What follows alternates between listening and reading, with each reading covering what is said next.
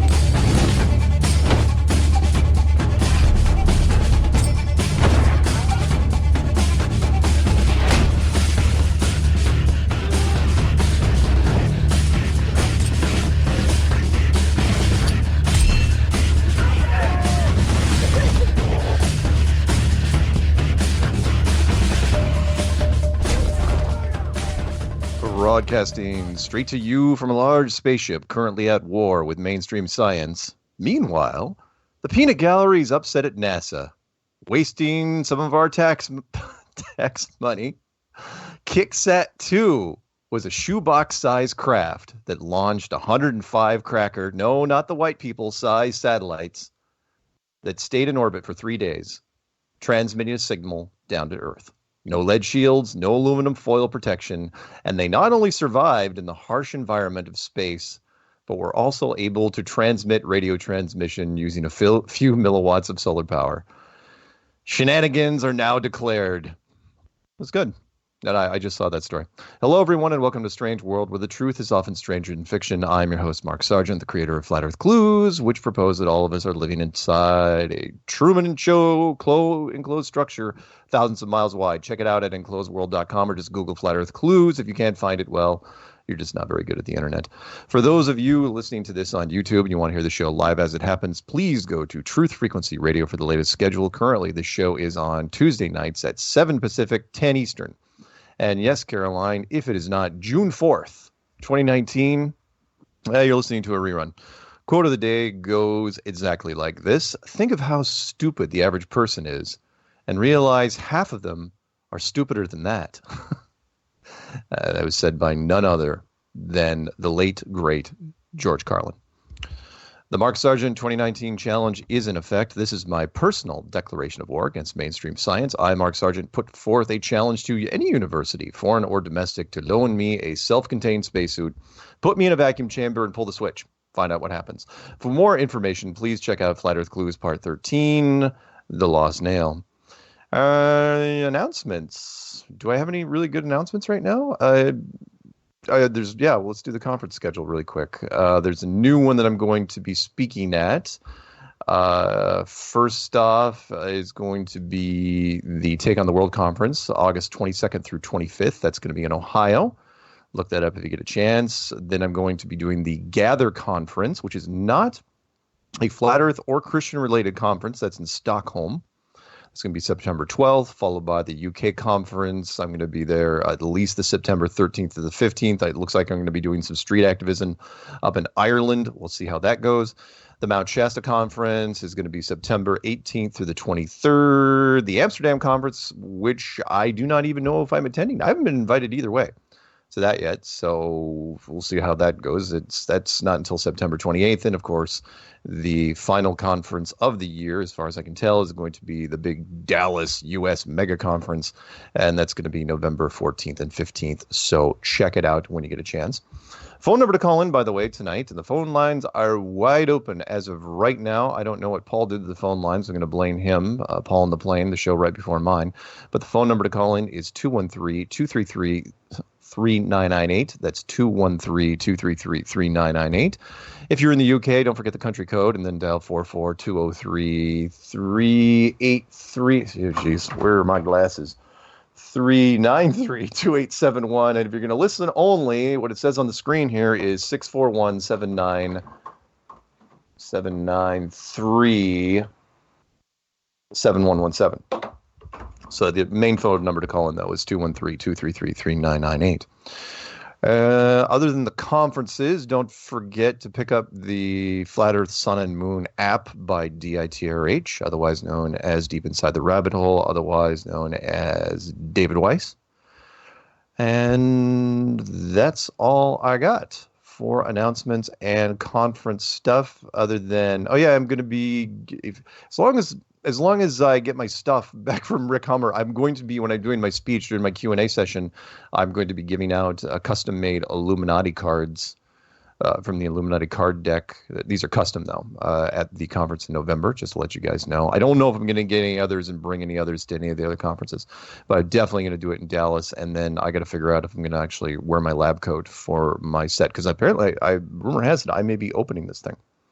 So... all right, you know what? Unless anyone has any comments in Skype, we are going to go straight to the phone lines and dig right into it, because this is episode 201, and we're jumping right back into the water. Here we go. 304 area code. You're going to be our first caller tonight. What is happening? Hey, Mark Sargent, how have you been? Hey, are you one of my guild mates? I am. I've been. Have you been playing as of late? No, I've been taking a sabbatical. The weather is awesome. Been going to some state parks with the wife and kids. And all right, so let me get this straight. The weather turns nice, and then you decide you're not going to game anymore. So whereas I'm nailed to my desk and I'm waiting for things to process, I'm listening to videos and I jump in and out of the game and I don't see it very much. No, it's okay. It's fine. You know, just understand as Guildmaster, I have to say these things. It's obligatory on my part.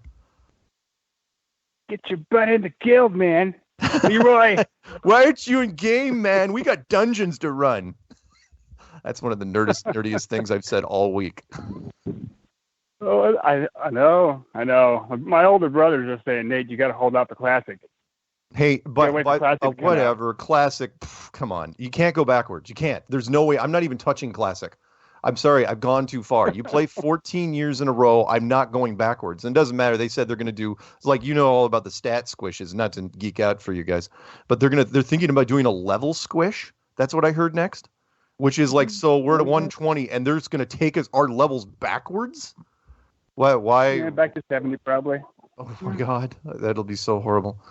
That'll be so awful. By the way, as nerdy as I am, and yes, I know I won a video game tournament, and yes, I owned a comic book shop, and yes, I used to do a lot of things. I am not as nerdy as Michelle, you know, Effie Mishka's boyfriend, because I saw that. I didn't even know people did this. Did you know that people do online Dungeons and Dragons? They stream online Dungeons and Dragons games. I didn't know this. Did you? No, I did not. You see these TV shows of people doing D&D and yeah, but lifestyle. They're with real swords and stuff. But whatever. Yeah. And by the way, cool one more thing. So he is a super nerd, even though, I got a realm first in Warcraft. He has a dice tower. Yeah. Do you know? I didn't even know what a dice tower was. Now, here's where it gets super nerdy, right? Explain. What a dice tower is? Do it. You drop the dice to the top, and it perfectly drops them the right amount, and it kicks them out at the bottom in a little tray for you, so you don't have to throw the dice. You just drop them in at the top of the dice tower. kind of fancy, if you ask me. I know. Maybe some And you're thinking carpal tunnel probably the action. same thing I am, which is even though that's super, super nerdy, I'm kind of jealous of it. It's like, damn it, all this time I could have had a dice tower and like instead of throwing stuff off the table and it not getting the right amount of rolls, it's like this takes all the mystery out of it. It's like, nope, you just drop in the tower. Isn't that perfect? That's right. Yeah. Yeah, I thought it was That's fun. right. I thought it There's a was- little trap door with some loaded dice somewhere in there. Push a button and the loaded dice that's fall in. awesome. The regular dice. Yeah. That's Yeah. awesome. Anyway, what can I do for you, by the way? No, just shouting at everybody who's researching flat Earth. Turns out Mr. Big Bear is going to be showing up at your conference. I have heard this Dallas, yeah. rumor. I have heard this rumor, and it's very, very cool. The Owen Benjamin, otherwise known as Big Bear, is going to be attending the conference. He's going to be doing a set. So he's going to be doing a comedy set at the end of the first night, and hopefully a lot of the bears will show up, and it should be fun. By the way, for those of you who don't know, this is also simulcasting, at least the first part of it, on... Oh, wait, I'm not supposed to say that. Oh, sorry, Peanut Gallery says, don't say it! And I'm looking at the image right now, and it is scaring the hell out of me, because it's the George Clooney Batman pose with Robin and Batgirl. Oh my God. And I'm Batgirl. You guys all suck. Funky There Bunch. you go. You officially suck, Funky Bunch. Unbelievable. Nice. Unbelievable. Anyway, what else Well, can I do? that's pretty much it. Unless anybody wants to invite Savanier and Mr. Powerland, maybe get them to do some storytelling at the conference. That would be pretty cool. When I was writing in the book about Owen Benjamin, I actually used the term Savanier, but of course that the spell checker just does not know what to do with it. It's So like Bologna. the what? Bologna. It's like Bologna. Oh, yeah. Bologna, Savanier. Well, no, Bologna will work. Bologna, I mean, no, the spell checker word is amazingly instinctive now. It'll correct all your grammar and make a lot of suggestions on the fly in real time. You're typing something. It's like, nope, underline green. Nope, underline blue. Nope, underline red. It's like, really? It's like, why you want to just write it for me? And I think it actually does in some cases. So. Good stuff. Good stuff. Nice to see you doing another book. I gotta get a hold of them, and hand them out to family members. Yeah. Right on. Books though. The author, Mark Sargent. Mark, you guys have a good night. Good show. Just keep me on mute, and I'll be listening. All right, I will put you on mute right now. Phone number to call in is 213-233-3998. That's 213-233-3998. The chat room is bugging me about some stuff. Let's see. Karen B says, I have a comment. You suck. Nice, Karen. That's really, really awesome. You know what? Just for that, I'm going to actually go to the chat room. Hang on one second.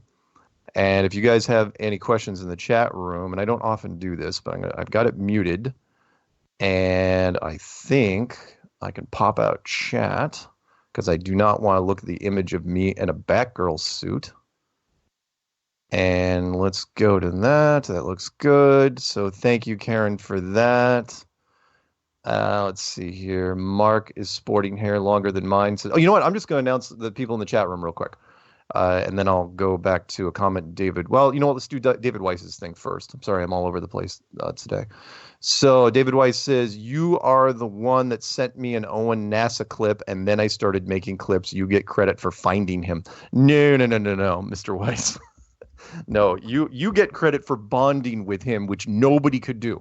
That is way far. Look, remember, I could drive to his house in probably 90 minutes, and that's including the ferry. I could probably pull that off. And I told him where I am. I knew I was the first one to figure out where he was. He lives actually really close to where my ex-girlfriend lived, down in Gig Harbor. And not that you'll ever find him. Gig Harbor is a fairly big place, and there's a lot of trees.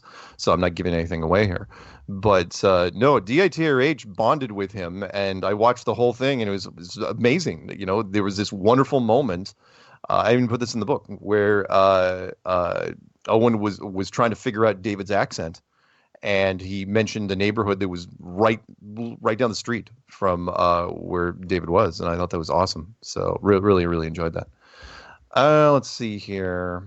Let's go to. I'm going to read out the people that are in the chat room right now, and hopefully I've got a bunch of screens open. So we got Doc Michael, Karen B, whoever that is, Brian Burton, Ace McLeod's, Globe Busters, Ted Summer, Bill Duke 23, Carrie Musgrave, and Steve Finneran, Walter Williams, Bali Music Journey. I know where he is. He's up in Oak Harbor, which is just north of here. Going down, Doc Michael again.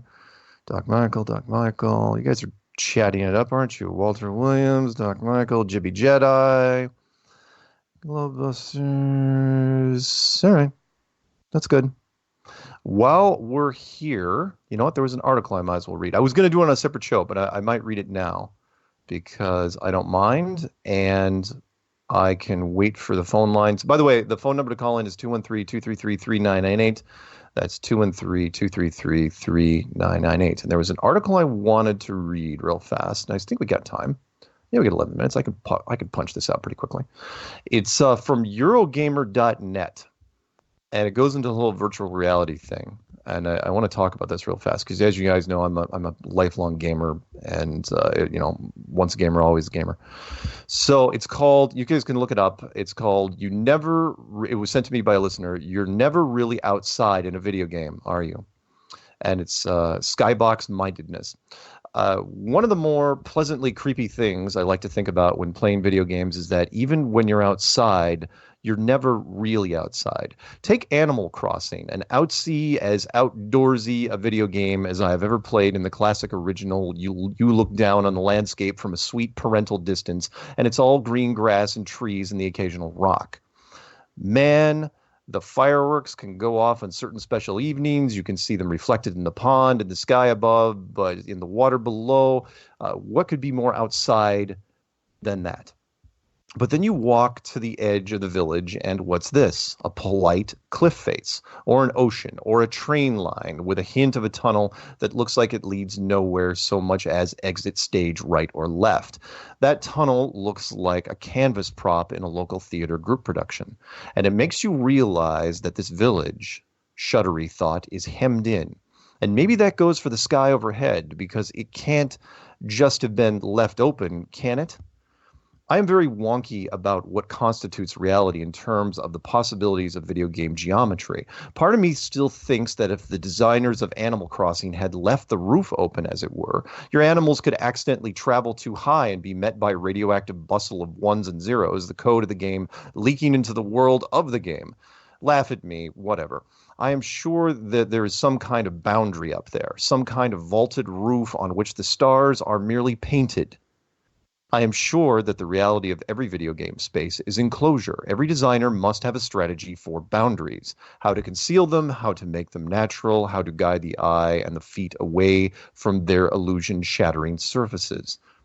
On the bus ride in today, I am rereading Reiner Banham on Los Angeles, so it would be really handy if you were to blame him once you realize this piece is even more aimless than usual.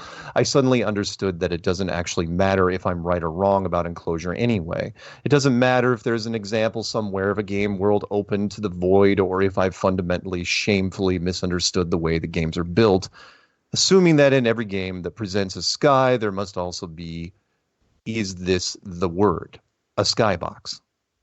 It doesn't matter because I think players believe it to be so, consciously and sometimes unconsciously. This is the model a lot of us have in our heads. And the reason this is interesting to me, I think, is because it gets its fingers on a thought I've often brushed against but never been able to reach. The dance of conscious and unconscious thinking about boundaries that occur when we play games. Let me give you an example of what's fresh in my mind because I've been playing it all week. Dauntless is the new Monster Hunter game that is hoping to do a Fortnite on PC excuse me, and consoles right now. I sort of love it. You leave your hub, amusingly for anyone from Kent, it's called Ramsgate, and venture out into the shattered world to bring down massive beasts and turn them into garments and weaponry. Then you do it all again slightly more competently with any luck, and the whole thing starts to loop. But after a week of playing, I found that I don't really like to leave Ramsgate anymore. There's almost nothing to do in the hub, which is designed as a small city. A gateway at one end giving way to a series of stacked streets and public spaces, but it's hard to pull myself away from it nonetheless. What have I been doing? The things that I'm allowed to do, crafting things, collecting missions, seeing what NPCs have to say, but I've also been doing what I think we all do in games once we've been in a space long enough, testing the boundaries. This is often unconscious, I suspect. I suspect it only becomes conscious very occasionally. I will find myself wandering around a street and trying to get into the space between houses, and I'll realize, oh, I must be looking for invisible walls. Invisible walls. We're meant to hate them in games, ending the fun, breaking the spell. But what's amazing is that they don't really break the spell. They don't break it for very long anyway. You find one and you realize, oh, this world is false. But you already know this world is false because you bought it or you downloaded it and it has rules and UI and a start screen and maybe it came with a booklet. Then the invisible walls become a game. Where are they placed? How do they operate? Ramsgate has a few obvious invisible walls, one over by the gate for starters, I think, but it has lots of them around fiddly things where you might simply get stuck. The alleyways between houses are needed to sell the fiction, but you shouldn't be able to walk through them because the space would become too complex and elbowy. And so, invisible wall equally, I love sounding out the railings. In Ramsgate, I am boring. Some of you can hop over, others which you should be able to hop over will not let you. It's an invisible wall. And it ends like this. You know where this leads. It leads to the inevitable conclusion that Ramsgate is not a real place. And I know that, and I always knew that. But in the superpositioning that is required when playing a video game, I also forget that I know that. I think, oh, I'll go and see what's happening in Ramsgate. I'll talk to the blacksmith. I'll check out the machine that sometimes chucks out orbs. But I do all this while knowing that nobody actually lives in any of the houses, that most of the doors will never open, and that the whole place is, in essence, a menu more than a city. Banham says early in his book on L.A. that he had to learn to drive in order to read a city whose language was movement. Like earlier generations of English intellectuals who taught themselves Italian in order to read Dante in the original, I learned to drive in order to read Los Angeles in the original. It strikes me, and maybe I've just been staring at my computer too much this week, that this movement between different layers of credulity, it's a game. But it's also a place. But the place is thin, but the thinness is not noticeable or important, is a crucial part of reading games in the original. These places are made for us. If they have puzzles for us, these puzzles have already been solved by the people who set them, the people we try not to think about, just as we try not to think about the 10 other people queuing to talk to the quest giver in the town square. Overhead are stars, which are beautiful, but the stars are painted on some kind of barrier. They must be. But the barrier itself is also beautiful and interesting in and of itself, and crucial to the reality of what a game's reality actually is. Anyway, interesting article. I really enjoyed that one because he gets it. You know, any gamer, I'm really surprised more gamers have not contacted me regarding this. And that is, any hardcore gamer should know, pretty quickly, the similarities between what we're talking about with flat earth theory and what we've been designing in simulations. So there you go. I'm not reading emails, Karen. Sorry, I wasn't actually watching chat while I was doing this. No, I wasn't. I wasn't reading an email. I was reading an article. So let's grab a phone call real quick. Ready, go. 626, you're on with Strange World right now. What's happening? Mark, this is Wendell. How's Hey, it going? Wendell, down in Los Angeles. What's happening? Hey. Yes. Well, I just got back from your favorite place and mine, Salton Sea. Oh, that's a great place. I love the Salton Sea. I wish I had a home there. We fondly refer to it as Death Sea. It's Satan's playground. Nice. So how'd it However, go? we were down there doing another. Well, it went well. There was a French news crew down there, and they went to do some stuff at Exit the Matrix in Las Vegas, and they wanted to see an observation. So we put together a team and went down there, and actually Jaron joined us down there too. When we were there on Saturday, Jaron got there early, so Jaron and Nathan Gonzalez and Mike Bull and myself did a mirror flash at 12 miles. So that was successful. Nice. And it was from a place we didn't even have the compass coordinates to, because Mike and I were at Salton City, which is just south of Capri Road where we were at before. Yeah. And we were just able to align ourselves. We saw a train traveling behind them, and we told them they told us when the train was going behind them, and we were able to find them on the shore. So it's a lot more difficult than what you might think. But we got it. We got that 12 mile. And then the next day, it started looking like it did, later in the morning with Nat Geo. It just started getting crappy bad. Right. On Sunday morning, it was just awful. So they weren't even able to get that 10 mile from Capri to the wreck area. And a couple of the IAG guys came out as well. And so they're like, yeah, what, tell us something we don't know. However, later in the afternoon, it kind of cleared up, and I built this mega mirror. I put like 4 door mirrors together to make a 4x4 mirror. You did not. It flashed. I did. Well, it's simple, right? Yeah. But it flashed so bright that it blinded them on Capri. It's this huge flash, and we got it. But see, the thing of it is that it's even though it was we wanted to get a 27 mile flash and a 31 mile flash, and the conditions weren't there for it. But what it showed is that there is this layer that you can't see through until it clears, you know? So, and it's not there every, and it's sporadic. Yeah, right. Exactly. So I know that when we got the 12 mile flash, the temperature of the water was only 1 degree different than the temperature of the air. So, but during the day, it was like it ranged from 75 to 96 degrees. So there was a lot of difference between the water temperature and the air temperature. Wow. So our theory is the best time to flash is in the afternoon, because whatever is there tends to burn off, because the many times that we've been out there, that's been our most success.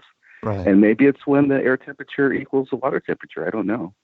That's really, really interesting. It kind of reminds me of, you know what? Tell you what, can you stay through the break?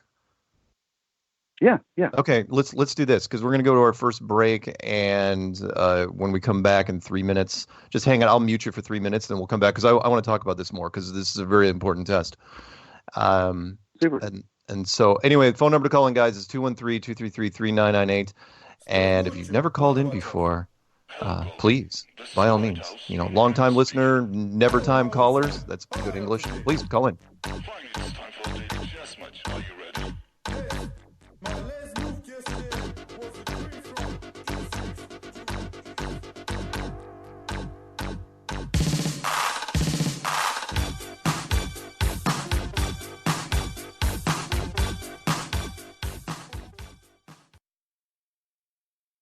You are now tuned into the truth frequency. Your protection from deception.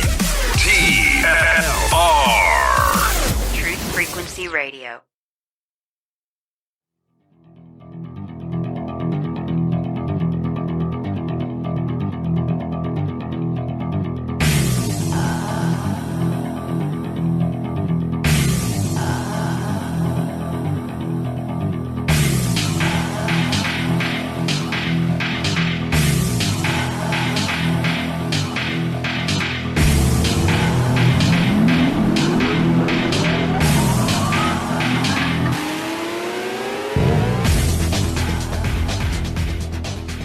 Welcome back to Strange World, part 2 of 4. We're doing a call-in show, and it's episode 201. Go figure. And on the line, we have Wendell from Los Angeles, California. And you did a big test. Why don't you break down the test real quick? So you went to the Salton Sea again, because you guys are freaking masochists, to go to a hot lake in the desert, which I have been to and hated it. You guys just keep going back. And Jared actually came down this time. He did. So that was good for him. We've had, it's been hit and miss when we've gone up to Monterey Bay, and he wasn't able to join us the last time when we got that 13.25 mile flash right from the waves were coming up on the mirror. Yeah. And so it was great for him to come down and get that 12 mile flash. So that was really good. But the process is or the theory is that you have to see the source of the light when you're doing a mirror flash. There used to be a device called a heliograph that the military used to send signals from mountaintop to mountaintop. Mm-hmm. And the reason that they use that is because, I mean, if your enemy was close by or whatever, you didn't want him to intercept your messages, but you have to see the source of the mirror. There's no, the way that mirrors work, it's the reflection is a direct reflection. It's not diffracted at all. It's not. Oh diffused. yeah. We all know that. I mean, when you take when you're in school and you take for those people who wear watches and you like reflect the watch glass off the sun and you can blind your friends, it's a very narrow beam. Yes. However, still the Globers, even the people from IAG, were saying that the light was diffracted. It was diffused. Like, it doesn't matter. If it's okay, fine, but if you want to say it's diffused, how is it getting over 10 at least 10 miles of curvature when it's at the beach level? Yeah. Did they have any explanation? Are they going with like, the light is bending? It's refraction, yeah. Whatever. But here's the thing: it would have to, and I haven't. Maybe you've seen this. I haven't seen this yet. Has anyone done the calculations necessary to say, okay, this is the refraction rate that would have to exist for light to bend around that curve, right? It can be calculated. Right. What is it? I think it was, who is the guy? Mick West, who came up with some sort of refraction calculator. But it doesn't matter. I mean, what you guys came up with was freaking genius because nobody could, all the laser tests were done at night because that was the only way you could see a laser. Yeah. And you guys came up with something that was brilliant. If you guys, anyone who's listening for the first time hasn't figured this out yet, you can actually use the sun to your advantage, which is the brightest thing in the sky. So just reflect. I mean, fess up to me. Who came up with the idea? Who went to Target and bought the mirror? Well, actually, I'll give props to Taboo Conspiracy. He early on had done a mirror flash across a lake, and I said, well, we can do that. Nice. So, but we've done it so many times now, and now with my mega mirror, it's pretty much irrefutable. But so check this out. So Jaron did a pre-show on, when was it, like Thursday or Friday, and just talking about what we're going to do there. Then Mick West goes out to his Metabunk Earth Curve calculator, and I'm looking at it right now. He puts in red bold right under his standard refraction calculations. Note, not accurate for observations over water very close to the horizon. What? Really? Well, we're moving the bar again. Yeah. Wow. Yeah. Well, did you hear? Let's talk for a little while here. And I will get to the 920 call here in a second. Eventually. The Red Pill Philosophy did a wonderful video where he got in an argument with guys because the Red Pill thing or the Red Bull thing reminded me of it, which is you've probably seen the argument, which is of course the Red Bull jump shows this massive curvature at 130,000 feet. And yet Neil Tyson, who commented directly on that jump, says, "Oh yeah, you can't see the curvature. Can't be done. It's impossible." And so must have been inside the capsule from that footage. Exactly. But Red Pill was saying, look, Neil deGrasse Tyson, your science go-to guy, he says that you can't see the curvature, and they were actually backpedaling. Says, well, Neil doesn't know everything. Like Neil's wrong. It's like, what? It's like, okay, so if Neil's wrong, who's right exactly? Who are you backing? And basically, I know what they were doing. They were trying to defer because Neil probably shouldn't have said that on camera. And they were backpedaling from him. And they're saying that to the point where they got so desperate, they're saying, who else besides Neil has said, that you can't see it from that altitude? And of course, that's a losing argument because if you said, let's say, for example, Michio Kaku came out and says, oh, yeah, if he would have agreed with them, they would have said, give me a third person. They would have never stopped until finally he said, all these guys are wrong. They're all wrong. It's like, wow. Oof, it was rough. Whoa. So I'm sorry. So how, you said some of the skeptic guys, though, showed up. Yeah. Spencer and Jim from IAG, that they were out there for the initial experiment, and they've come out 2 other times with us to observe stuff out there and try to explain it away. And they're not. But I think they're not. They're still not. They're not giving you anything. No, well, okay, so check it out.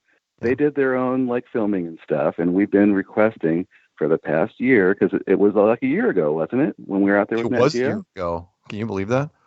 Right. Yeah. So we've requested their raw footage and haven't gotten any. Oh yeah, we'll get it to you, and then crickets. And so now the IAG just came out with their video. They just did, and it has holes in it, of course. But so I don't. Maybe they'll give us their footage or whatever. Who knows?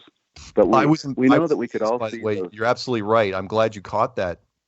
That the Skeptics group didn't release their footage. You know, the same one that now. I mean, heck, when you don't release your footage until 6 months at least after National Geographic, who took their time. I mean, a full year later, it's like, why are you even releasing it now? We had so much. It's old news, literally old news to us. Why would you even? Why would you? By the way, did they ever comment on the national? Did you ask them about? Hey, did you watch you guys on National Geographic and ask them why they edited out your entire balloon experiment? I wish I was there. I was on the other side of the lake.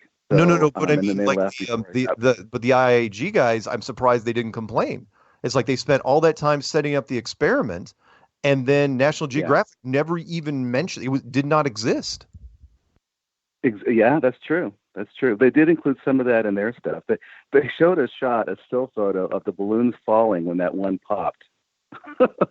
Man. So, yeah. And of course, they're not going to acknowledge how they found the balloons in the first place because of us. Well, there you go. I want to see that footage. I want to see it from beginning to end. You know. But when we were out there on Sunday, we had one mirror up by the picnic benches where you guys were at. And then one mirror on top of Capri Road, and we flashed each other. And yes, as far as the Earth curve calculator goes, you should be able to see each other. Then we took one mirror down to the shoreline. You could see it from, up at both heights are about 18 feet above the water. You could see it, but then as you went down, it started disappearing. And at one point, then it started like clearing up because Jaron and another a guy named Brooke. They were standing on top of the picnic bench that was kind of close to the water, and they're like, "Hey, I can see it." And I said, "Really?" Because I was standing on the ground, and I went up, got on top of the picnic bench. Yeah, I could see the mirror flash too from the shore of Capri. Right. And then you step down on the part that you sit on, and it went away. And then 5 minutes later, you could step down to that same part, and you could see it. And then maybe like 10 minutes later, you could see it from the ground. So there you go. The footage that I'm gonna have to grab and make and just send it to as many people as I can that ask me, and I'm sure you've seen it because Rob Skiba brought it to light fairly quickly, and I know it was initially grabbed by one of ours, which is the Skunk Bay time lapse. Do you remember watching some of that? Yeah, which is over a very nice, cool body of water that heated up during the day, and it showed some houses across the bay. And during that time lapse, the houses disappeared and they reappeared. It's like, okay, were they flooded? And that's what you're talking about, the atmospheric conditions. Depending on the time of day, you can either get some, either the conditions are optimum or they're not. And luckily, you guys have persevered and stuck it out. It's funny because Mike Bull, he works a lot with Rich Hopkins from Mr. Thrive and Survive. Yeah. But he was getting into it with Mick West. And so, because Mick West was like, hey, I have my standard refraction calculator. And so at Mike's coup de grace was at the end of his video, he put up that Skunk Bay video. And he said, okay, Mick, at what point in this video is standard refraction? Yeah. Standard. And you're right. That's probably what did it for Mick. He's like, because it's variable over water, you can't use it over water. Well, then when else you get that? When else? You just mentioned his little asterisk, in his calculator, and I was trying to think of why. And part of it was because of you, but part of it was because of the Skunk Bay time lapse. Because even your most basic scientist would look at that and go, okay, well, apparently it's not static. So we have to, you got to throw out some of the refraction stuff out the window. But I felt bad for you guys because you couldn't win either way. So if you did the mirror test and you could never see it, they're going to say, well, obviously that's proof of curvature. And if you could see it, they'll say it's refraction. So I don't think there was any situation they could have given you where they would have said, "Oh, okay, I get what's happening now." But then it backs into, and this is kind of one of the points I want to get to. So people ask, well, why do you go out there so often? Well, because the Globers say, hey, you need repeatability in your experiments. Okay, fine, repeatability. But our successes have been at different locations, different times, different weather conditions, different temperature, different barometer. Everything is different. So then how can you say that the correct conditions existed for light to refract, not refract up over our heads, not refract down into the water, but refract right into our eyes every time? It's an impossibility. Right. So it just gives us some more body of evidence, you know? Yeah. Yeah, absolutely right. I mean, you guys have done a stellar job, and I mentioned in the I've got an experiment section in the new book I'm writing, which will be done, guarantee it, before the Dallas conference. I don't know if I'll have it done before anything else, but I put in a section about you guys because you kind of been innovating and you've been reinventing the whole experiment process when it comes to this. And I mean, doing tests in the worst possible conditions ever. I mean, I cannot think of worse conditions than the Salton Sea. And if you can do it, if you guys can do it there, then anybody can do it anywhere, within means. So you're right. Yeah, because it sucks. It's terrible. I mean, I didn't like just spending that one morning from 5 a.m. to noon or 1 o'clock when we left. It was horrible. It was awful. It was a terrible place. And plus, you watched it, and every 30 minutes being like, what do you think? I'm going, what do you mean, what do I think? The mountains are turning into islands. Every 20 minutes, this test is getting worse and worse. What we should have been doing, and honestly, Nat Geo should have done it too, but of course they wouldn't. They should have set up a time lapse on the Salton Sea. In fact, somebody that should be something. I know it'd be really boring for you guys to do, but that's what I would do next. I would show up at 5 a.m. and run a time lapse for 6 hours. I got a nice time lapse of the sun coming up this time that I'll put into a video, but you're right. It should be over the water to show kind of what's there. Yeah, do a Skunk Bay version only with the Salton Sea and show how ridiculous it is when all of a sudden the houses disappear and the mountains disappear. And I'm sure there's wonderful time lapse footage of that everywhere. But for our purposes, anyway. Right. Anything else? Check it out.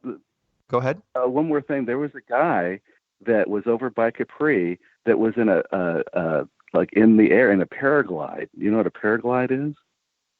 It's a parachute, and he has a big like fan and a motor, and he just flies around. And he landed on Capri, and he said hi, and he's a flat earther. As we went by, he put out his arm horizontal. And really? So he's going to work with us in the future. Yeah. His name's Eric, and shout out to Eric. Thanks for stopping by. But yeah, he's like, hey, if you guys need something aerially done, and we're thinking because awesome. People complain that we can't tell the temperature out over the water, or if we could find a stretch of beach long enough, we'll put a laser on them and send them all the way down and show that the laser isn't bending. That's great. Like that. Who knows? That's awesome, man. So, all right. Well, any shout outs? Because apparently I'm going to be picking up Josh from Uber Josh. Oh, yeah. So, thanks for everyone, Sydney and Nathan and Mike Bull and everyone that came out was awesome. So Randy and also Russ. Cool. Appreciate those guys. They were down with me on the South Shore. It was lonely. Right on. But somebody had to do it. All right, man. Well, thank you. Thanks, Mark. Yeah. No, I just said thank you. Oh yeah. No worries. Thank you, and we'll talk soon. Okay. Oh, one more quick question. Yes. So, will Owen Benjamin be doing flat Earth comedy? I don't know what kind of comedy Owen Benjamin is going to be doing. I don't know if he's going to have a standard routine or if he's going to write something special. I don't know. All I know is he's going to be doing a routine that first night, so I'm looking forward to it. Well, there's certainly plenty of material to draw from. Yes, there is, no doubt. All right, man. Have a good one. Care. All right, see ya. Bye-bye. You too. All right, so let's jump over to 950. I swear I will pick up 920. It's just that, my security warning, because of the Russian hacking is starting to blink on this one number, 920. But I will get to that one next. We're going to pick up 951 first. 951, you're on with Strange World. What's happening? Yo, what's up, dude? Hey, what's happening, man? Hey, sorry, it is really loud around me right now. It'll be quieter in just a second. That's okay. But no, hey, you know what? Yeah, what? Real quick, Wendell, the whole thing with Mick West and the curve calculator, right? Yeah. I can't believe Wendell totally forgot about this. What? One of the observations is a 17-mile observation. Half of that is over water, half of that is over land. So what does Mick West do with that one? Ooh, good. That's good. I would think he would throw out the calculator for the water part and only use the land. That'd be my guess. Well, but wouldn't that give you like a really weird calculation? Like, yeah, half of it would be like completely flat with some miraculous miraging / and it's not refraction. Refraction bends things downward. What they're talking about is looming. Looming lifts things. Ah, got it. And again, there was no way they were going to be able to win it because, if you don't see the flash, they're going to claim it's curvature. And if you do see the flash, they're going to claim, well, in this case, that it's looming. And even though you couldn't see the flash sometimes, and sometimes you could, and it's like, or whatever. So it's all right. They can fight us all they want. In fact, I encourage it. I love debunkers. I love flat Earth trolls. I wish I had 100 more personally that would attack me on a daily basis. Well, you know what? We just keep getting better and better at this. Like every time we do something and they throw out whatever excuse they have, it doesn't matter whether it's like completely valid or not. We just go back out and we break it down. We get rid of it. We throw it out because we like basically debunk their variable that they throw up. Yeah. Did you hear that thing that Red Pill did though, where he called him out? He was basically, I knew what he was doing. He was hyping up Neil deGrasse Tyson so much that eventually the trolls started attacking the whole Neil thing, saying that, well, Neil doesn't know everything. It's like, well, he's actually your number one guy. So unless you have somebody else in mind, that's who everybody's going to go to. And so it was fun. I've personally heard probably over a dozen people tell me that Neil deGrasse Tyson's an idiot and they don't follow what he says. And they're Globers. Yeah, well, they're Globers. That does not help them because he is literally the go-to guy. He's the most, and there's this British guy I've listened to today who is saying, "Oh, I've never heard of him," blah blah blah. And I'm going, "Yes, you have. Everybody's heard of him." I mean, the British version is Brian Cox. The Japanese guy is Michio Kaku, and that's really it. There's only 3 of them in all of media. There's only 3 of them that get regular airtime, and unless you want to throw in Bill Nye, which I absolutely do not.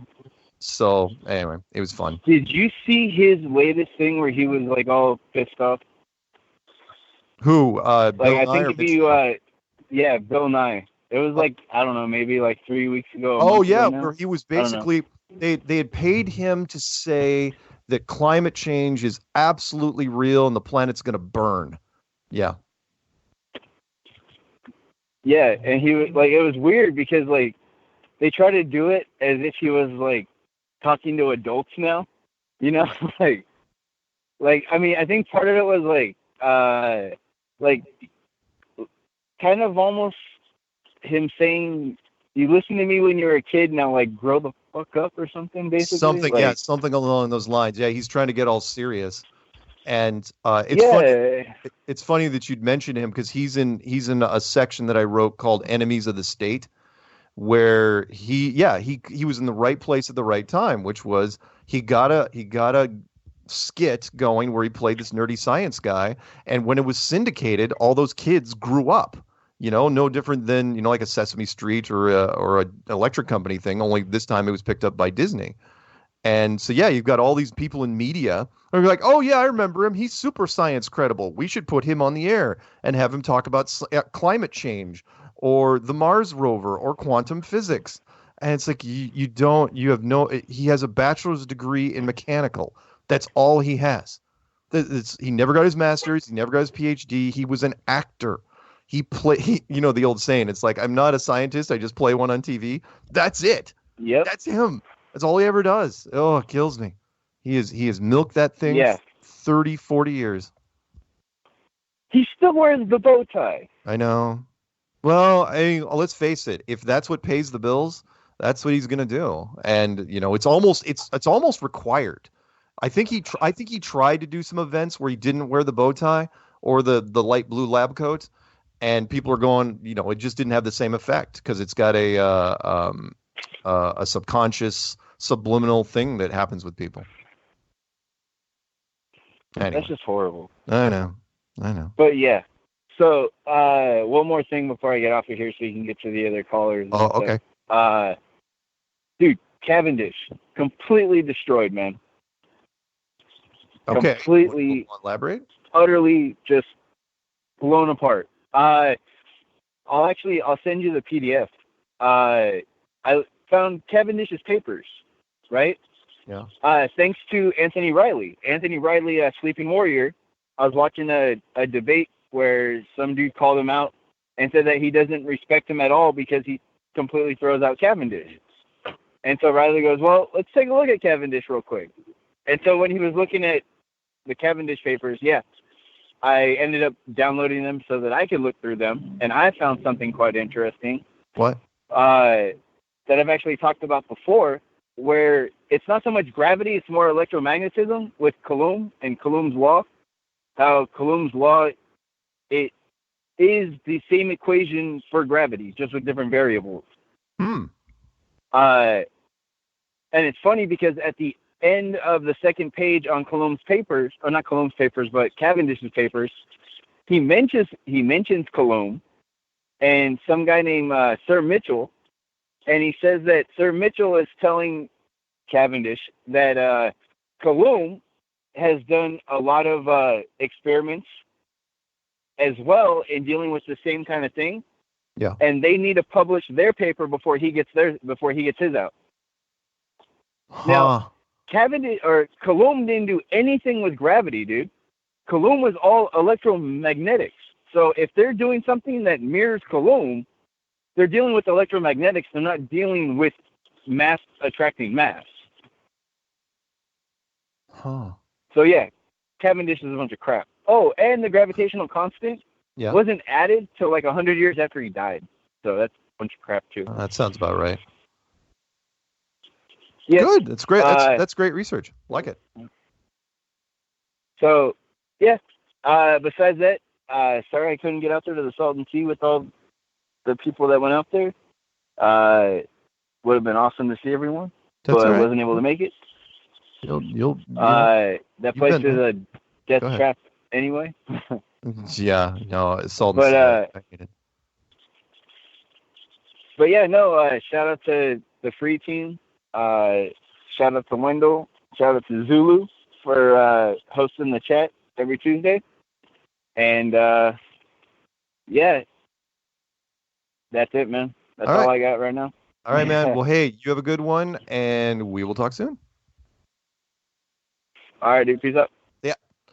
All right. The red light is still flashing. I've got, when you get that virus warning, don't open this thing, this attachment. I'm getting this with his phone number. So let's pick it up anyway, even though we're going to have to go to break here, and I may have to carry this person through the break. All right, 920. You're on with Strange World. Is it safe to talk to you? Is this an encoded transmission? No, let's see. What? For now, it is safe. I don't know about later on. About time you picked up. Oh, even though we can't trace calls that are on hold, I figured that I could delay you for a little while and get like teams in position, and they're all scrambling around here, going, "Where is she? Where is she?" I know you're not public enemy. Because I'm on the move.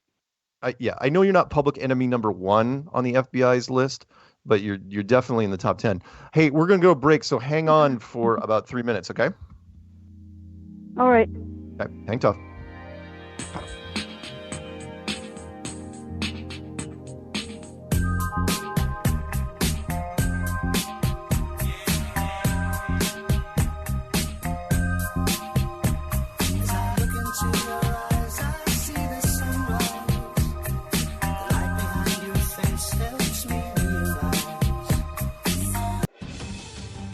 Frequency Radio is your number one. This is the Truth Frequency Radio Network. We are TFR. Truth Frequency Radio.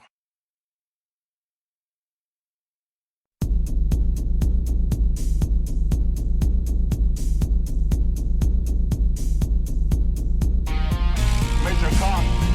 Major Kong. I'm ready to target the ICBM complex at Laputa. Switch all receiver circuits to CRM discriminators. What's cooking on the switchboard? Nothing. All right, tell you what you're gonna do, old buddy. You're gonna give Elmo and Charlie a flash and bump everything up to condition ready to stand by the call on your back. Major Kong. Major Kong. Hey, what about Major Kong? Clear and plain and coming through fine. What about me? It's great to be fine. What about me? What's happened? You see the string in my leg scarring. What about Major Kong? I never told you. Hey, what about Major Kong? Welcome back to Strange World Part. What part are we on? 3? 3 or 4? Yeah, that sounds about right. Phone number to call in is 213-233-3998. That's 213-233-3998. On the phone now, we have an agent from the former Soviet Union. Originally, she's from Belarus, and she's talking on an encoded channel, so I don't know how long we're going to be able to establish the connection. Are you still there, Miss Russian Spy? I am here. Sorry. Got interrupted by a transmission from. That's all right. Agency. So what's on your mind this evening? You had something for me, or are you just calling to say hi? I have a quote for you, I guess. You have a quote? Holy smokes! I should alert the peanut gallery if you're still paying attention. What is it? Okay, I'm going to try to pull it from the memory, so it might take some thinking. Okay. The trouble with trying to make yourself look stupider than you really are is that very often you succeed. That's good. That was said by C.S. Lewis. Yep, that sounds about right. Yeah. Well, one of my favorites is the Einstein one, which is because I will say this: I don't care if people say that Einstein was a fraud or not. It doesn't really matter. He was extremely quotable. Extremely, to where there's all sorts of greeting cards with his quotes on them that I'm sure he is not getting royalties for, or his family. And one was, there's only 2 things I'm sure of. Oh crud, I can't remember the first one. It's something like the one with the there are 2 things in this world that are infinite: the universe and the human stupidity. And I'm not sure about the universe. Yeah, that's it. Yep. Yeah, not sure about the universe. Yeah, it's been at least a year since I quoted that one. But yeah, you're right. Yeah, and that's great because he could say it would be like a backhanded insult, which was people are absolutely stupid, but I'm not saying that. I'm just saying he probably. So it's awesome. So, so anything else going on? No, the reason I'm bringing C.S. Lewis is because I'm reading the Chronicles of Narnia. Is this the first time you're going through the Chronicles of Narnia? Books, yes. I've always wanted to go through them, and the time was never right. So I finally got to it. What I found interesting in the first book, The Magician's Nephew, it talks about the world between the worlds, which looks like a forest with pools of water in it that you jump in. I thought it was very interesting. Kind of reminded me of that picture with the little pockets in the snow. Yeah. If you know what I'm talking about, I don't know. Nice. Well, cool. All right. Any shout outs before I leave you back to your agency, which gives the American government so many fits? No, that would be all for now. Oh, wait. Before I let you go, there's a quote from the Peanut Gallery. I can't let you go before that, which is, in America, all right, I'm going to do it in my Russian accent, right? In America, you break law. In Soviet Russia, law breaks you. In America, you watch Big Brother. Really? This is stuff from the 80s. In Soviet Russia, Big Brother watch you. Yeah, we already knew that, but it's actually in America too. Okay, and that's from, of course, Yakov Smirnov. Okay. Yeah. In Soviet Russia, the bank robs you. Yeah. Something like that. I don't remember. Yeah, actually, it's fairly similar here. Only we're just a little more sneaky about it. So there you go. Not as blatant, huh? Yeah. All right. Well, hey, you have a good night, and polish a few bullets for me, and we'll talk soon. Okay. All right. All right. Talk later. Bye-bye. Bye-bye. All right. And just like that, I have cleared the call board. So this is your big chance, everybody. Anyone that is too shy to call, and I don't know why. I mean, yes, it's true. I'm some sort of evil ogre that yells at everybody and bites everybody's head off. But if you're a longtime listener, never-time caller, I know that's good grammar. Don't judge me. Please, by all means, call in. The phone number is 213-233-3998. I'll say it slower. 213-233-3998. And you don't have to worry about, not coming up with a good question or not coming up with a good topic. Just ask anything or comment on anything. I don't really care. We can talk about whatever. As you guys know, when I'm doing Q&A sessions on stage, I'll say, look, you want to ask me what my favorite ice cream flavor is? By all means, I don't. We can talk about how to make the perfect milkshake if you got an opinion on that. So, and by the way, I'm looking at the chat room. You know what? While I'm waiting for a call, let's rattle off who is in here as of 5 minutes ago. And talking, please, chatty bunch, you guys. Holy smokes. So like Karen B., as you know, she's not an adult film star from years ago. Ace McLeod, Peanut Gallery, Chocolate Sayan. I don't know. Doc Michael, Josh from Oregon, Larry Siebens, Ted Summer, Walter Williams, Peanut Gallery. Don't know why you gave him a wrench. Steve Finnerman. Where's Zulu? There's Zulu. Zulu 1. That's his chat room. Josh from Oregon. Not to be confused with Josh from California, Los Angeles. Flat Earth Subgenius Society, Dan the Waterman, part of the inspiration for the Flat Earth Clues Code of Credibility. Musicians for Truth, that's always great. Let's see if there's anybody else here that's new. Oh, Aisling717. I've never even asked her why it's called Aisling717, and I really should. That's Bob's wife. From Glowbusters. Jibby Jedi, Karen B. throwing out a ton of eggplants and fingers pointing to eggplants. Thank you, Karen. That's about as subtle as a cinder block. There we go. So let's pick up a couple phone calls. Let's jump over to 216 area code, I think. 216, you're on with Strange World right now. What are we talking about? Man, first I want to say, I don't understand why everyone's on you all the time for all this stupid hand gestures and stuff, saying you're Illuminati and all that. I don't think that. I just want to say that, okay? Oh, thank you. I by the way, I haven't heard the hand gestures thing or the Illuminati thing in some time. I've been accused of being just a general government agent for a long, long time, but that was spread mostly by Eric Dubé and sometimes ODD Reality. But that's fine. Either way, if I am an agent, I'm the worst secret agent ever. If that's the case. Anyway, go on. Yeah.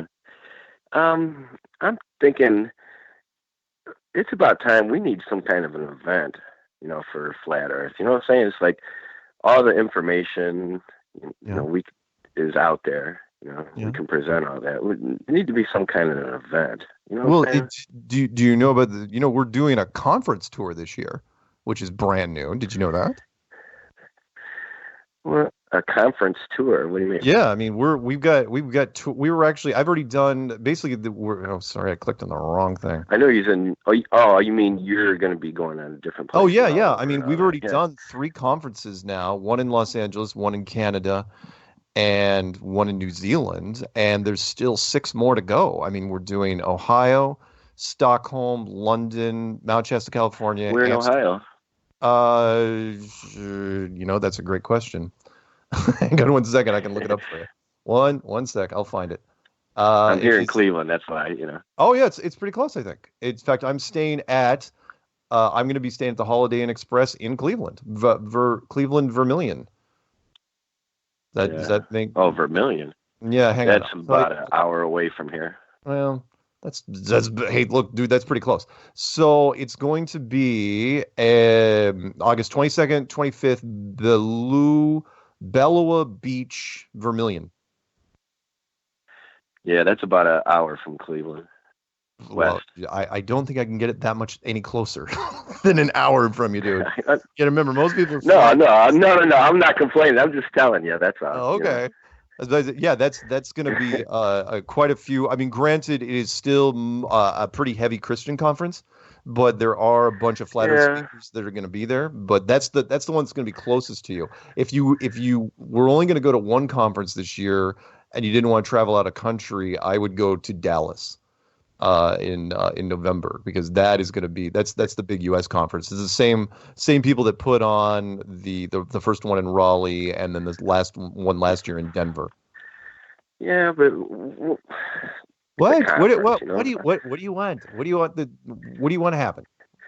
We need to go and do something. Announce. Hey, we're going to do this right here. Watch. Well, I mean, whatever it is.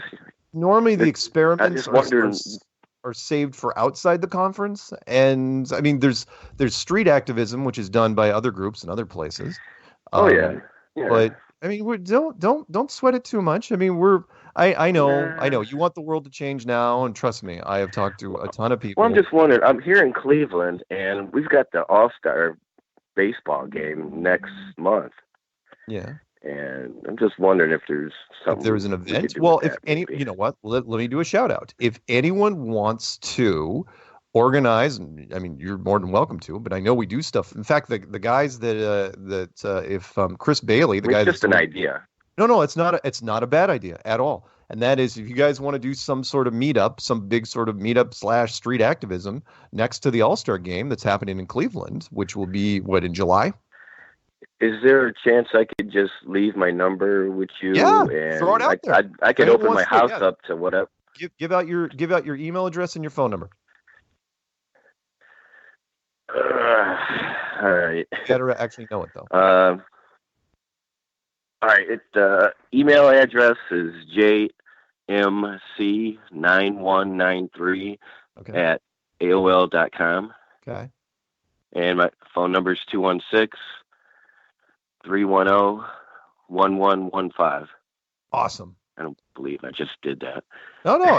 Hey, you're a guy. You're going to be fine. Women, I never recommend putting their phone number out there, because they will get drunk calls in the middle of the night, because on the internet, every night is ladies' night for some reason, even now in 2019. Right. You'll be fine. No one's gonna. I ain't worried about that. It's just, man, I just want to do something. You know what I'm saying? I do.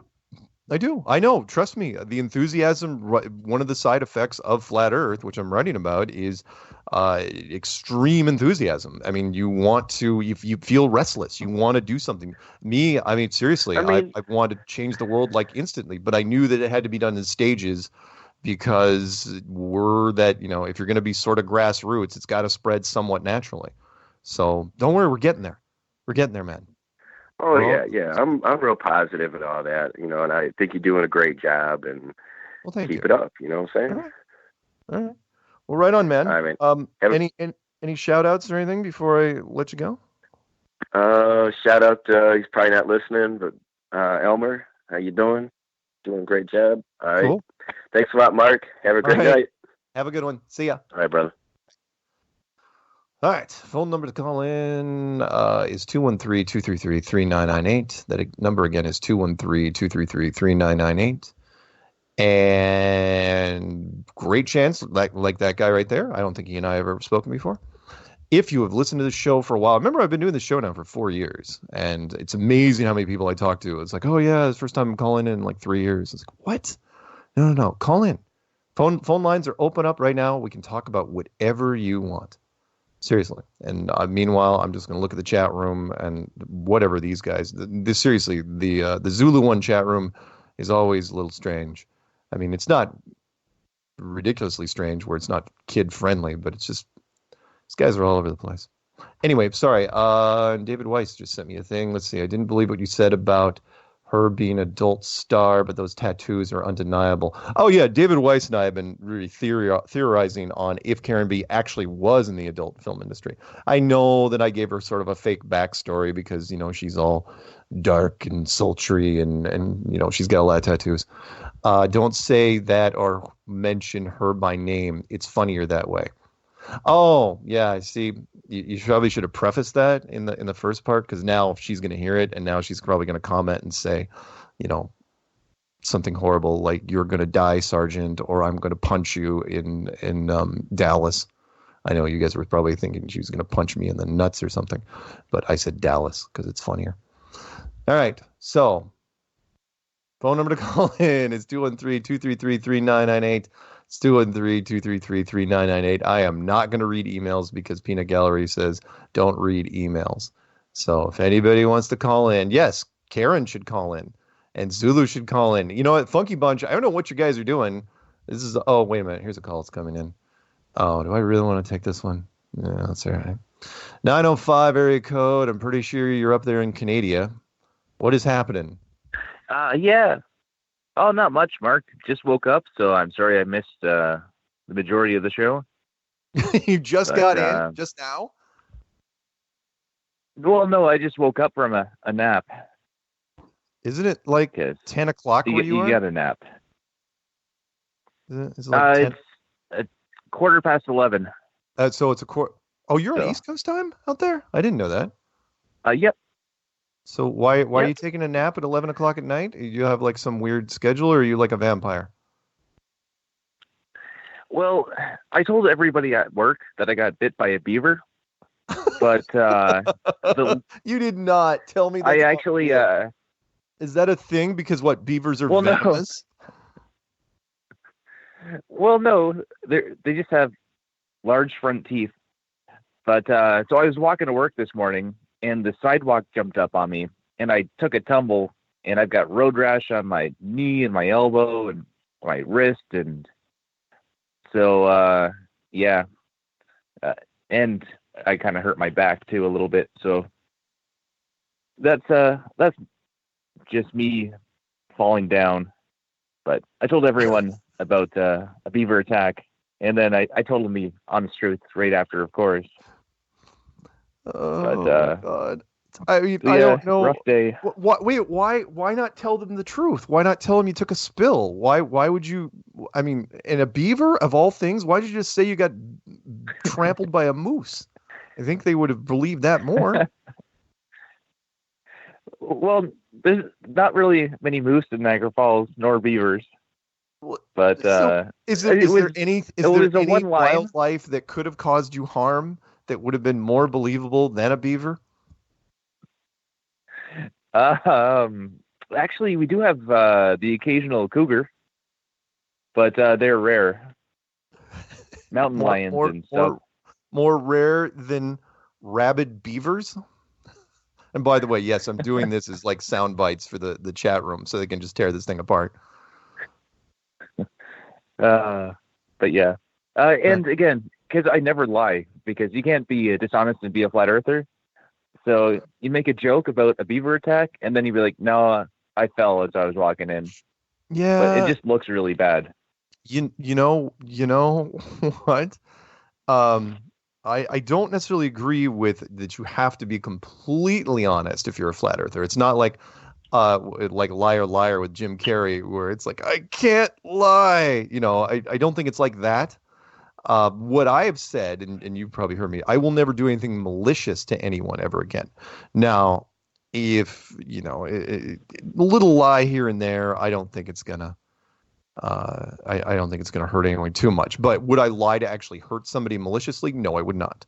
But thank you for actually going down that road. I love that. It's like flat earthers can't lie. If that's a thing, if that's trendy, it's like, hey, great, go for it.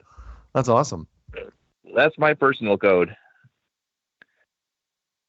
Like, Well, that's great. But did you hear about some guy named Vladimir Zelensky? Go ahead. What about him? He's apparently the new president of the Ukraine. And he is a comedian with no political experience whatsoever. And so you're wondering how he got elected, or are you thinking this is like a trending thing that's spreading from the United States outward? Well, I'm just hoping that you guys get Owen in 2020. If they're Owen taking Benjamin is comedians on president now. in 2020, that's going to be a little tough. That's why I would love to see that. Think about this. He has gone on so many Jewish rants that I'm sorry. I mean, there's been people that have made compilation videos of his Jewish rants.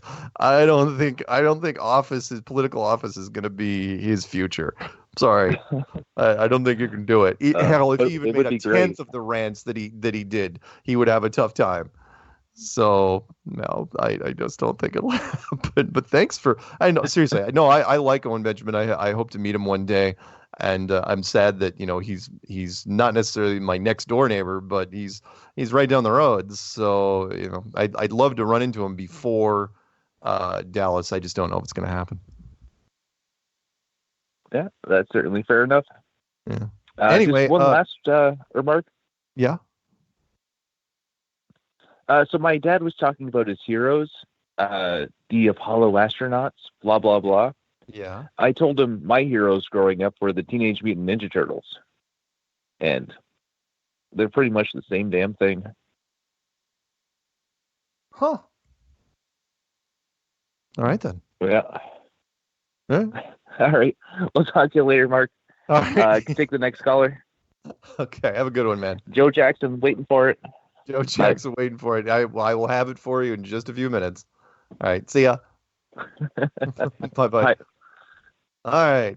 Phone number to call in is 213-233-3998. That's 213-233-3998. We're coming up on part 4 of 4, and this will be your last chance to call in. Again, I encourage people. I'm not what was it, Bob Ross, the painter, but I'd like to think I'm pretty soft-spoken.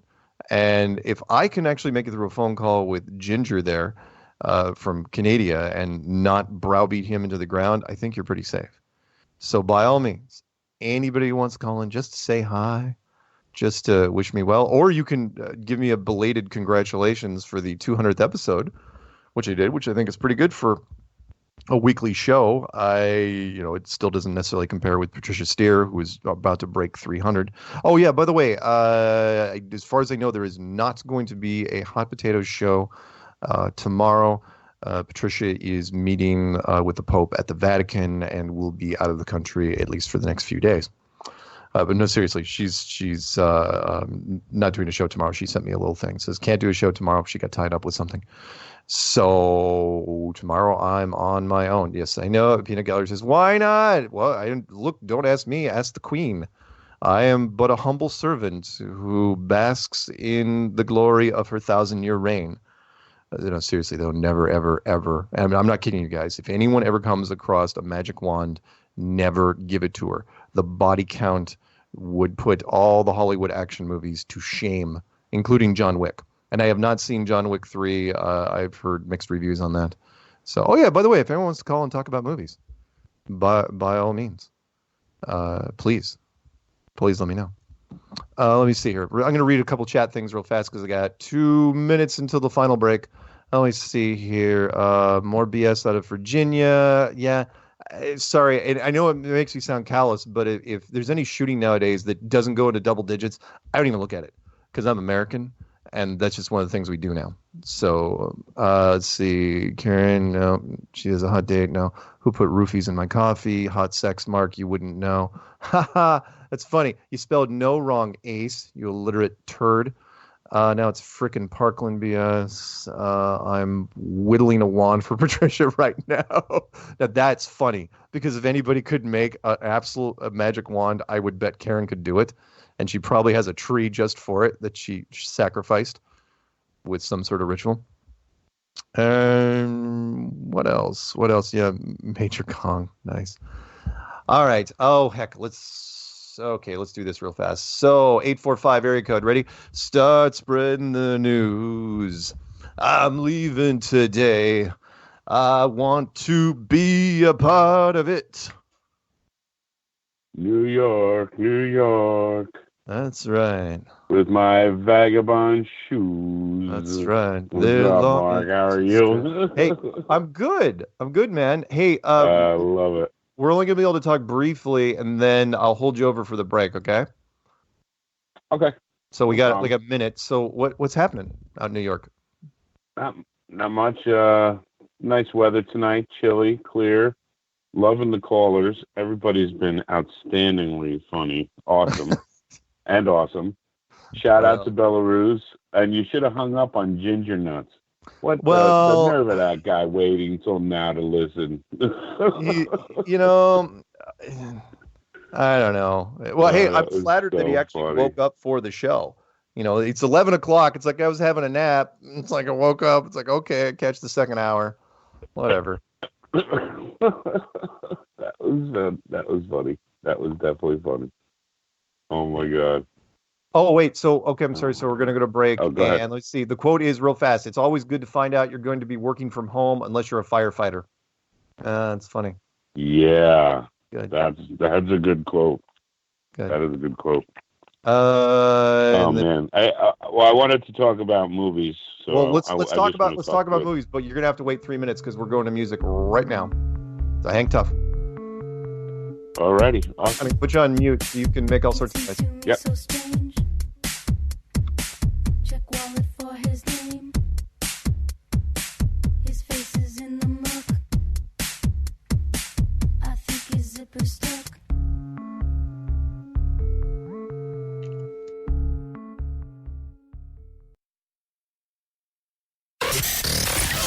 Real people, real radio. Initiating the truth frequency. This is Truth Frequency Radio.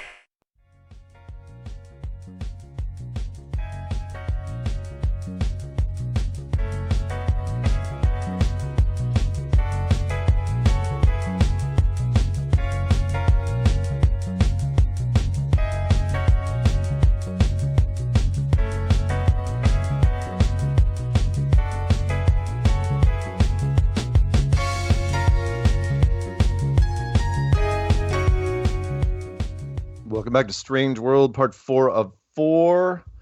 To start off the evening, we did an hour-long set of the Partridge Family's greatest hits, followed by the Taylor Swift Hour of Power. And finally, yes, that was Joe Jackson stepping out from his album, Night and Day. On the line with us, we have firefighter and... amateur stunt car driver and sometimes flat earther Mark from New Jersey. Are you there? Oh, don't make me say it. Zulu, are you there? Take your mute off. Oh, he's killing me. Oh, man, I didn't even mute that. That's weird. That was weird. Killing me, man. Yeah, and I started off real good, too. I said, long-time listener, long-time caller, and I blew it. Yeah. That's all right. I at least I didn't say it, because I was gonna. Yes, I tried to beat you to saying it. Yeah, I was like 5 seconds away. Which is why I never mute my microphone. I'm sorry, what? No, go ahead. I never mute my microphone anymore. Yeah, I must have just hit it. That's right. Hey, I have a quote for you. Yeah. Don't walk in front of me, I may not follow. Don't walk behind me, I may not lead. Walk beside me, just be my friend. And I like that one because it's you know, you're not like that. It's, you know, everybody is cool with you, you know? Well, except for the trolls and the haters and stuff, you know, those people. You know, I'd like to, and thank you for that. I'd like to think that I'm everybody's friend sooner or later. You know, and you are very much like Bob Ross. We are all happy little flat earthers. Yeah. Yeah. I know Bob Ross was the first guy that ever gave me any sort of ASMR thing. And I just hypnotized, totally sober, watching this guy going, how can he be so nice? And I remember some guy wrote that he goes, if Fred Rogers and Bob Ross ever did a show together, the universe would probably implode in bliss. Because they would be, you just look at that, they'd be in the room and there'd be so much positive energy in the room, the whole universe would just collapse. It would be so cool. Oh, that's funny. So what movie good. stuff you That's want to talk good. about? Oh, it was strange that I was watching Doctor Strange again, and at the very beginning of it, they snuck in there a thing about harvesting organs, and we had just talked about that last week, Brian and I, on night school, and it bothers me because it's not that it's a bad thing to organ donate your organs. Well, that was hard to say. Yeah, that was some good English there. Some organ don. Yeah, I don't know. Yeah, it's English not bad good to be tonight. an organ donor, but yes, but the way they harvest it's very cold. They don't. It's interesting how it's gotten to the point where they don't really care to. It doesn't seem as though they care to save your life. Yeah. At that point, they're like, nah, he's brain dead, done. Just. This is a thought, by the way, and I should have probably chimed in on your show, but this has gone back a long ways. I mean, there were comedians that joked about, like, if you put organ donor on your card, how serious, the paramedics have to make a call. They have to make a call. It's like, all right, do we take the X? Do we give it 110% or do we not? Because organs are worth a ton of money. And if you want to watch a movie, and I know you're old enough to remember this movie, going all the way back, because this was, I think, one of Michael Crichton's early books, if I'm not mistaken, called Coma. Do you remember the movie Coma? Yes. Absolutely. I was a kid when I saw that. It freaked me out. That movie was dark, which was the whole concept was you just took patients, you looked them over to see how healthy they were. And instead of giving them regular anesthetic, you hit them with carbon monoxide. Nobody knew the difference. They went into a coma, and then you put them in a room and you kept them alive until you needed them. And, and the room was that suspended wire. It was that first time you'd ever seen that, where everyone was just suspended in midair. Yeah. With these blankets. Like it was hydroponics or something. Yeah, it was, they were kind of stacked like a warehouse. And I remember seeing that when I was a kid, and it didn't really, I understood the concept though. And here's a little quick little trivia for you. One of the guys that got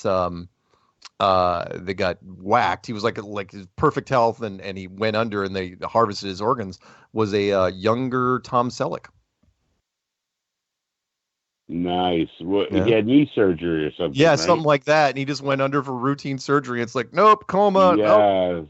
Organ harvest, because organs are super, super expensive. And if I'm not mistaken, I think the surgeon that was in on it was Michael Douglas, if I'm not mistaken. I'm gonna have to look this up. I don't have IMDb in front of me, but it was an interesting movie. So you guys, in fact, let me punch up while I got you before I grab some other calls.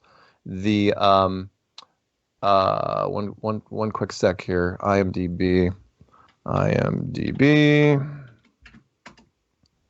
and we'll go to Coma. I just got to remember what year it was. COMA, because I have not watched it in a long time, and I'm thinking about watching it. Yep, 1978.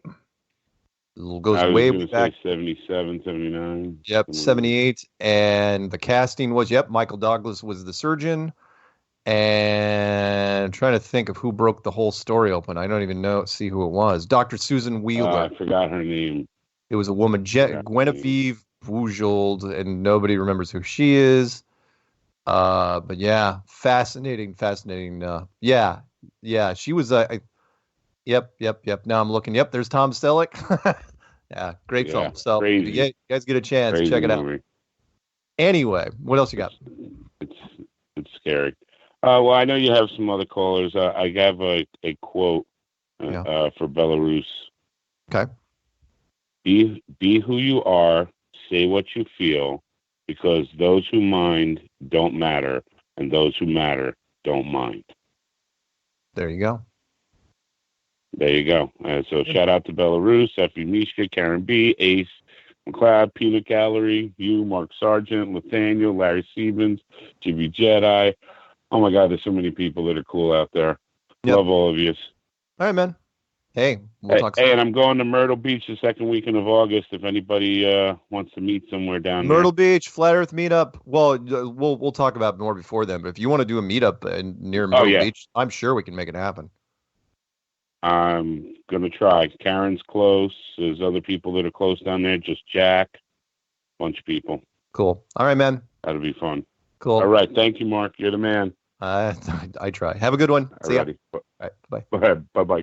All right. Let's just go rapid fire. 980. I don't know if I want to pick that one up. You know what? Let's pick up 502 first. 502, you're on with Strange World, blah, blah, blah. Give it to me. What do you got? I got nothing. I don't believe that for a second. Hey, so I looked up that thing you talked about in the beginning with the crackers. The cracker satellites? Yeah. Yeah. How the hell they got a picture on that page? It's literally a circuit board with two wires hanging off of it. Yeah. Yeah, and it has the power to beam what sort of bandwidth? Where now? I don't know. They can communicate with Earth, so I'm trying to figure out how they do that. Yeah, with what in what frequency? Yeah. Well, I read the full article, and it was funny because it said they were using them to replace GPS in the future.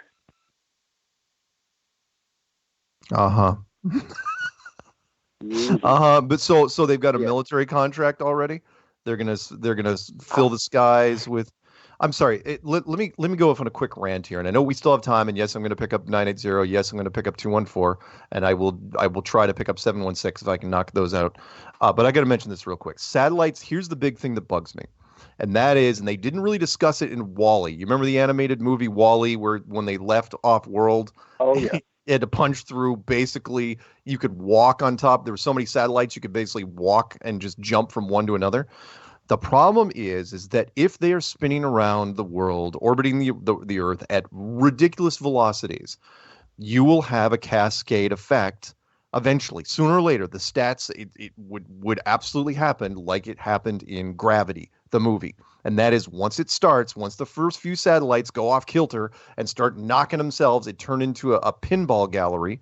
Is that a shooting gallery pinball? It'd be like a pinball machine, and everything would run into everything else, and the place would turn into a giant, jagged ball of metal that would just be knocking everything out. You wouldn't be able to do anything. You would not be able to ever knock any other put any other satellites up, and nobody talks about that. Nobody talks about that ever. Well, I disagree with you on that, though. I actually disagree with you. We talked about that before. They're not that big, and there's not that many up there to hit. I mean, that'd be like saying, that's not what the Skywatch 200 cars. The Skywatch people say there's thousands of things up there, thousands. But wait. Let's take 1,000 cars in the United States, scatter them out, and see how long it takes for them to find each other.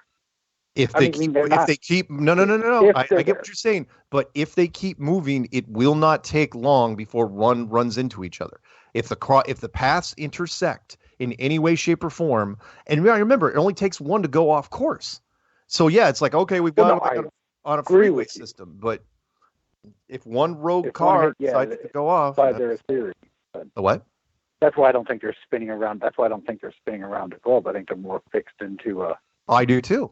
I'm saying if they were spinning around a globe, they would have hit each other by now. I mean, again, it staggered me that was the premise of Gravity, which was, oh yeah, by the way, some satellites ran into other satellites, and now they're going to run into the ISS. That was literally the first 5 minutes of the movie, and it's like, yeah, because why hasn't that happened already? The whole problem I always had with them was how do they alter their course? How do they stay up so long? Exactly. Don't get me started on that. How can you alter your course if there's nothing to push off of? I know. Well, even if they had, okay, let's just say, for their own little kindergarten sake, that thrusters works. How much fuel is in that tiny satellite? Keep it up there and adjust for 10 years. And what kind Probably, of are we talking? Like jet, like little mini compressor jets? Is that what we're talking about?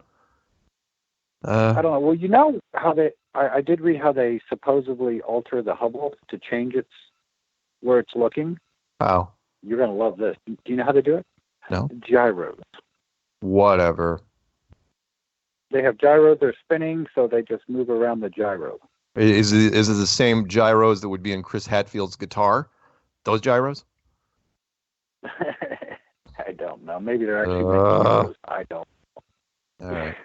Anyway, I got to pick up some calls, but yeah, now you're just getting me irritated. That's a good idea. You always throw these things that always you keep trying. I know you keep trying to push my buttons, but my God, man,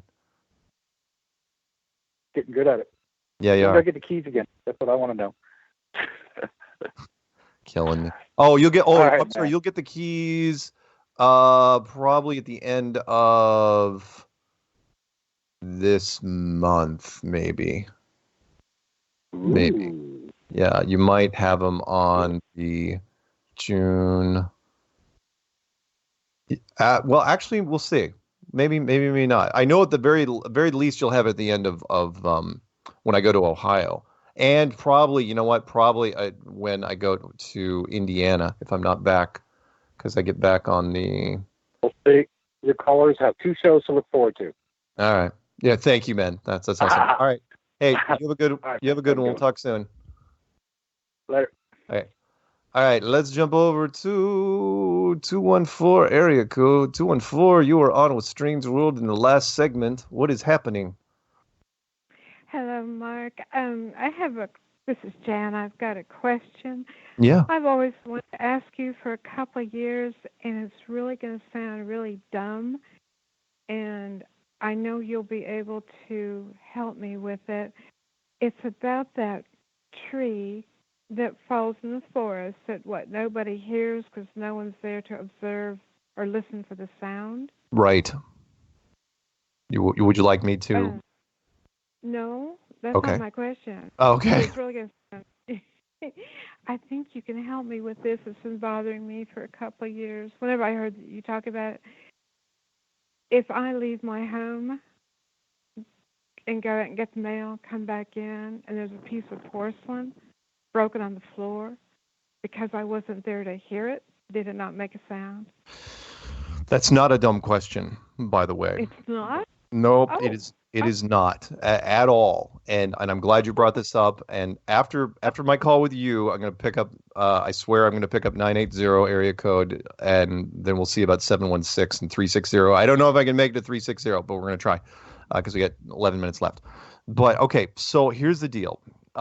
The old saying is, if a tree falls in the forest, we all heard this when we were growing up as kids, and it was an interesting question. If a tree falls in the forest, no one's there to hear it, doesn't make a sound. And back in the day, it's like, well, because we're not there, we don't know. We can't prove it one way or the other. But when we started getting into computers, notably simulations, and we started building better simulations, we started getting more efficient at it because programmers are notoriously lazy. That's the reason why we do it. And that is we started building trees, right? But the thing was, when we're not next to the tree that we're building, we don't build it, meaning it's only there mathematically. We're not actually drawing the tree, and it's not just the tree, it's everything. So in fact, there was a video I made that I ripped some stuff, and this is a concept we've been talking about actually for the last 15 years because we've gotten better and better at this. And that is, if you believe in the simulation theory, there's something out there called the double slit experiment, and here's where it gets weird, sort of like Matrixy or 13th Floor, which is we are seeing things now in our world that are almost identical to what we are building in the simulated world. So the short version is, if a piece of porcelain breaks while you're outside of your house, it didn't break in front of you, so therefore it wasn't rendered. So you just came back to a broken piece. Let's say it was a dish. The dish broke, and you are witnessing it, but no one was there. You know, when it broke, there wasn't. You couldn't see it. It was darkness. Does that kind of help? I'll give you a quick version of this. In the double slit experiment, what they noticed was when they were firing electrons at a wall, when they weren't watching the electron gun, it acted completely differently from when they were watching it. And meaning they only rendered the electrons a certain way when they were watching it. And that shouldn't be possible. And it confused science, but it was absolutely repeatable. We can do this now. And we only finally figured it out around, I think, 2004, 2005. It's called the most elegant experiment. And yeah, we're seeing things now in scientific experiments. And science knows this. Any physicist will be able to tell you this. They don't know how to explain it, though. You kind of have to know a little bit about software and a little bit about physics. And it freaks science out. So, no, it's not a dumb question at all. And we've been wrestling with it from a tech standpoint for a while, and they don't know what to do. How's that? Gee whiz, I'll have to listen to what you said about 10 times. Well, if you get the chance, tell you what, look up a video that I made, that I put together. In fact, let me see if I type it in real fast if it shows up. It's called Flat Earth and Virtual Reality. I made it, I think, in 2017. It's on my channel. Yeah, you can find it. It's called How Flat Earth and How Virtual Reality Can Work There. Mark Sargent. It's on my channel. It didn't have a lot of views. For whatever reason, just a lot of people didn't even click on it. But click on that video. In fact, if you don't know how to get to it, if you can't find it, because I will send you the link. All you have to do is email me. But that's literally what it's called: Flat Earth and How Virtual Reality Can Work There. Okay, great. And a friend of mine saw John Wick, and he liked it, and he's a pretty big critic. So. All right. Well, I'm looking forward to seeing it. I watched the first two and really dug it. I was glad that Keanu found another vehicle to use. So awesome. All right. Anything else? Okay, thank you, Mark. No, that's fine. I had a song for the Peanut Gallery. He may not like it, but it's called Peanut. It's by Joe Cook and the Thrillers, if he ever wants to listen to it. Okay, I will make sure that he listens to it and looks it up right now. Thank you. Okay, thank you. If you could put me back on hold. I will. Here we go. Okay. All right, let's grab. I don't know if this will be the last call or not, but I will work on 716 and 360, but 980 is first. So 980, you're finally with us. How are you this evening? And whatever I did, hopefully it didn't offend too much. You can never offend me, Mark. You know that, right? But I can never offend. I can never offend you. No. But I can tick you off. No, whatever you're doing to try to offend me just makes me want to fuck with you more. Family show. Fine. Oh, I'm sorry. That's okay. I'm so sorry. We're not on our private channel, Karen. This is correct. I'm so sorry. What is that on air? I'm sorry. I forgot. Go ahead. Patricia's wand is almost done, by the way. Oh, don't tell me that. Don't tell me. Luckily, it has to be sanctified first, I'm pretty sure. So it may be okay. What do you know? Are you a witch? You don't know. What? I'm just saying, if the ritual isn't performed on consecrated ground, that wand will not be as lethal as it should be. This is going to be a bona fide wand crafted from ironwood from Carenland. Are you actually going to make her a wand? I'm so going to make her a wand. I'm going to do it. I'm totally because if you give it to her, and she's going to come to me to try to activate it, and I'll be like, no. No. She's not going to have to rely. Mark, why do you think she's going to have to rely on you to activate it? Because I'm going to make a few calls and do what I can. You better get on that phone right now. You better get on the phone now. Seriously, she's got a list. She's a very nice person, but she's got a list. It's not short. It's like the Santa Claus list, only it's got a lot of skull and crossbones on it. It's not fun. What are you afraid of? Are you on it? Are you on the list? I'm not saying that I am. I'm just saying that I wouldn't bet folding money that I'm not. Where it's not I think you're okay. scared 'cause you're on the list. It's not that I'm worried that she actually might kill me. It's then she'd be like, well, he upset me a few times, so where's my torture list? You know, something along those lines. It's like, I think I'll turn him into a toad for like 6 months.